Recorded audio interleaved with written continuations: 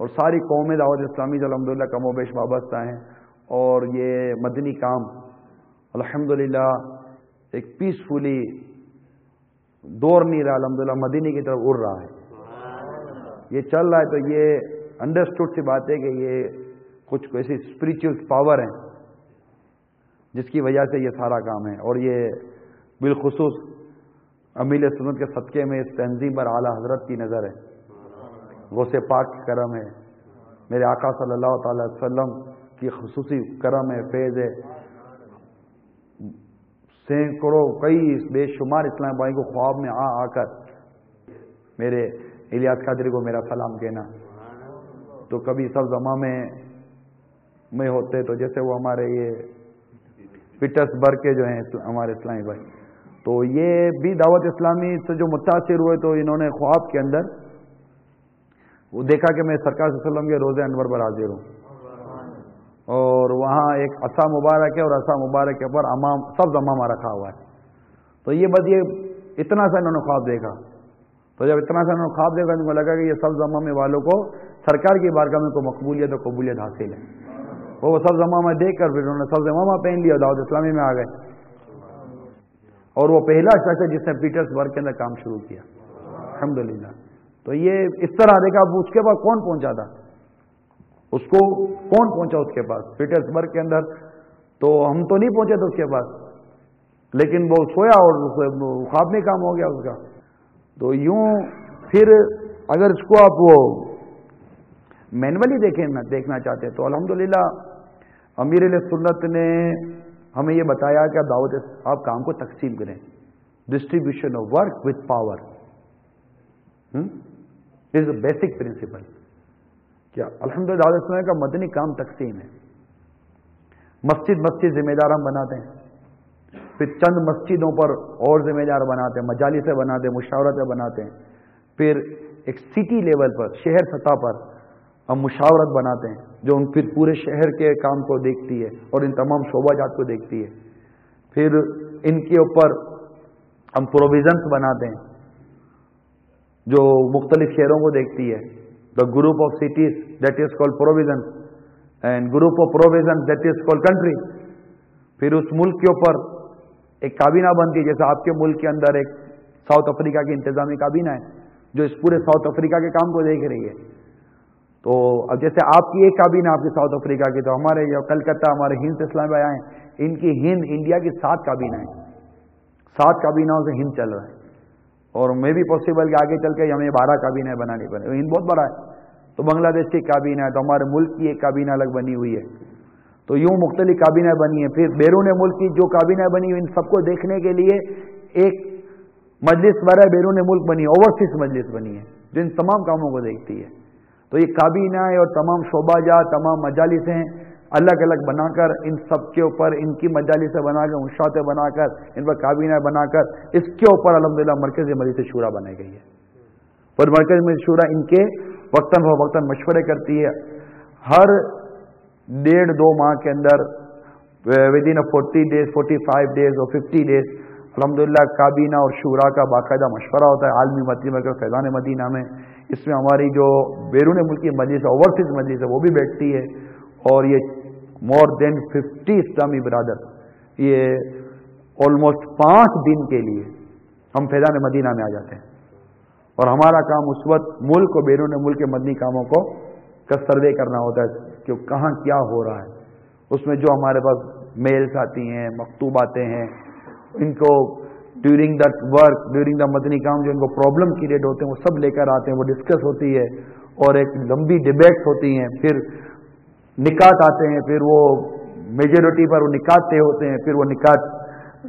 لکھے جاتے ہیں، پھر اس کو ٹائپ کیا جاتا ہے، ٹائپ کرنے کے بعد اس کو چیک کیا جاتا ہے، چیک کرنے کے بعد پھر اس کو دنیا بھر میں اس کو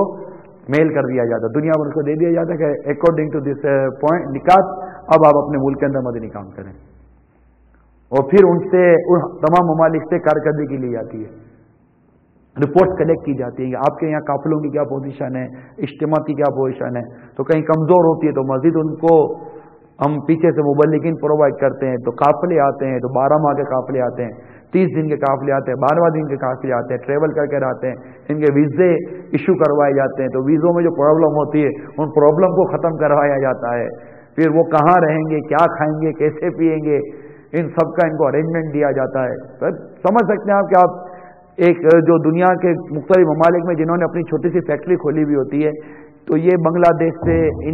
ہندی سے، پاکستان سے، مختلف ممالک سے لیبر منگواتے ہیں، ہے نا، اور ان کو یہ رہنے کے لیے ایک جگہ دیتے ہیں، ایک ہاسٹل بناتے ہیں کہ بھائی میری لیبر یہاں رہے گی۔ اب 50-100 لیبر رکھنے کے اندر آپ کی کمر ٹوٹ جاتی ہوگی کہ فیکٹری کی لیبر کو سنبھالنا اللہ کا، یہ گھر پہ جائیں تو ان کو کھانا کھلانا پلانا، ان کے صاف صفائی، ان کے وہ اوور ہیڈ ایکسپینس سارے اٹھانا، تمام آپ کی بھی کمر ٹوٹ جاتی ہوگی۔ تو آپ غور کریں تو یہ چونکہ دعوت اسلامی، میں نے کہا دعوت اسلامی ایک الحمدللہ یہ ایک فیض ہے، فیضان مدینہ ہے۔ دعوت اسلامی کیا ہے؟ فیضان مدینہ ہے۔ تم دعوت اسلامی کو جانتے ہو کیا ہے؟ فیضان مدینہ ہے، فیضان مدینہ ہے۔ تو یہ اس طرح الحمدللہ دعوت اسلامی دنیا بھر میں رن کر رہی ہے۔ اور دوسرا سوال ہمارے حضرت نے جو پوچھا کہ پیسہ کہاں سے آتا ہے، تو جو کام کرتے ہیں نا وہ پیسہ بھی دیتے ہیں۔ الحمدللہ دعوت اسلامی سے لاکھوں لاکھ اسلامی وابستہ ہیں، اور ان میں ایک تعداد ہے جن کی زکوٰۃ نکلتی ہے، تو ہم لوگ وہ زکوٰۃ ہمیں دیتے ہیں۔ اور لیکن ہمارے ملک میں قربانی کھالوں کا ایک کلچر ہے، اور یہ دینی ادارے اسی طرح زکوٰۃ، فطرہ، ڈونیشن اور کھالوں سے چلتے ہیں۔ تو الحمدللہ یہ دعوت اسلامی کو اس طرح مسلمان دیتے ہیں الحمدللہ، اور اس طرح دعوت اسلامی چلتی ہے، اور کروڑا کروڑ روپے دعوت اسلامی کو ملتے ہیں، اور دعوت اسلامی ہر سال کروڑا کروڑ روپے خرچ کر دیتی ہے۔ اور جب سال کا آخر آتا ہے تو بعض اوقات ہمارے کتنے ملک، کتنے صوبے خالی ہو جاتے ہیں، تو پھر ہم بھاگتے ہیں ڈونرز کے پاس کہ بھائی خالی ہو گئے دو۔ ہمارے پاس ہزاروں امپلائی ہیں، ان سب کو تنخواہیں دینی، ان سب کو مشاہرے دینے، اماموں کو مشاہرے دینے، جیسے حضرت نے کہا مدرسین کو، علماء کو مشاہرے دینے، اور ان کو مشاہرے، ایک کی تنخواہ، ایک کی سیلری اس کے پورے گھر کو افیکٹ کرتی ہے۔ یعنی اگر ایک اسلامی بھائی دعوت اسلامی کے اندر امپلائی ہے اور بالفرض وہ 8,000 روپے اگر اس کو تنخواہ دی جا رہی ہے، تو 8,000 روپے کے اندر وہ ایک اسلامی بھائی نہیں ہے، اس کا بیٹا، تو اس کے بچوں کی امی، تو اس کی ماں، اس کا باپ، سب پل رہے ہیں۔ میں کہتا ہوں کہ اگر اس سے بڑھ کر کوئی ویلفیئر ہے تو بتا دیجئے، ویلفیئر کس شے کا نام ہے؟ دعوت اسلامی اس انداز سے لوگوں کے گھروں کو کس طرح مطلب کہ سنبھالے ہوئے، ہزاروں خاندان دعوت اسلامی کے تحت پل رہے ہیں الحمدللہ، لیکن ہم انہیں وہ اس طرح کے ویلفیئر نہیں کرتے کہ جناب یہ لے جاؤ، ضرورت مند لے جاؤ، نہیں، یہ کام کرتے ہیں دعوت اسلامی کے اندر۔ پھر اگر ہمارے پاس ڈونیشن ختم ہو جائے گا تو ان کو سیلری تو ہمیں دینی ہے، انہوں نے تو کام کیا ہے۔ اور آپ کے سامنے ہے کہ مہنگائی دن بدن تو ورلڈ وائڈ پرابلم ہے نا، مہنگائی کا اس وقت جو پرابلم ورلڈ وائڈ پرابلم ہے، دنیا بھر میں وہ پیٹرولیم کا اور دیگر چیزوں کی جو ویلیو جو بڑھی ہے، تو مہنگائی نے سب کو افیکٹ کیا ہے نا، ساری دنیا کو مہنگائی نے افیکٹ کیا ہے۔ تو ظاہر بات ہے تو دعوت اسلامی سے افیکٹ ہوتی ہے، دعوت اسلامی اس طرح مطلب کہ چیزیں کر رہی ہے، تو یہ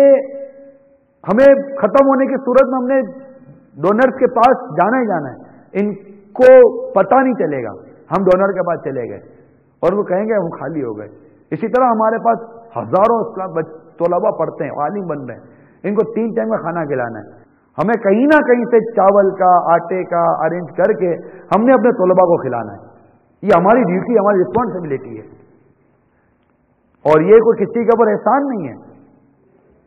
یہ ایک رسپانسبلٹی ہے، کام ہے۔ جب ایک کام لیا ہے، کام ایک میرا اٹھایا ہے،